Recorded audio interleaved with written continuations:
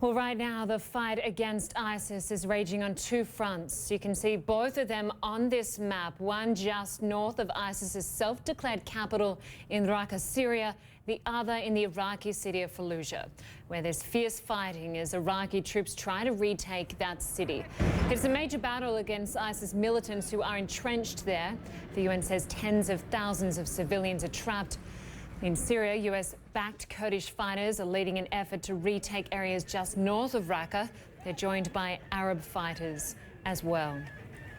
Well, let's bring in CNN's Ben Wedeman, who joins us now from Rome. Ben, of course, has covered the Middle East extensively for decades. Ben, the United Nations estimates that up to 50,000 civilians are trapped in Fallujah, these people trying to flee. Is there any way out at this stage?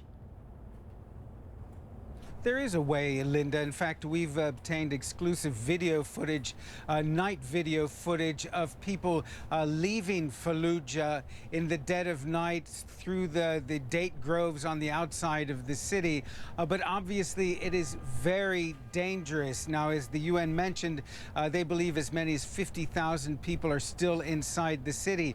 Since the 20th of May, 80 families have been able to leave the city. But let's keep in mind, it is an active war zone there now. Even though the Iraqi government has declared certain humanitarian corridors, that's a unilateral declaration by the Iraqi government, and by all accounts, ISIS is not respecting those arrangements. We understand that they've even set up sniper positions near some of those so-called humanitarian corridors and have killed several people trying to leave, including women and children. And so the Iraqi government, as we've been reporting, has told people that if they can't leave, put up a white flag outside their house. But even if you stay behind, what with air raids and artillery bombardments, plus the fact that Fallujah has been under siege now by the Iraqi government forces for months,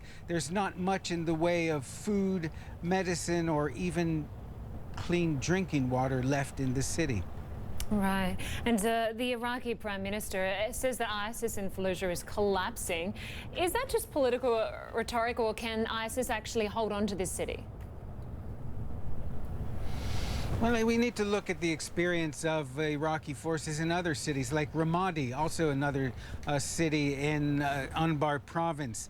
And there, the Iraqi forces went in early December, began their operation. At the end of the month, they declared the city had fallen, that they had liberated it from ISIS. But it took weeks and weeks before they could actually allow civilians back in. So it's a long fight regardless. Now, we are hearing some reports that ISIS has pulled back from a lot of the smaller villages and hamlets around Fallujah itself. They may simply be pulling back to Fallujah, the city where, of course, many of them are natives of that city, where they know the terrain, and they've also had 2.5 years to prepare for this battle.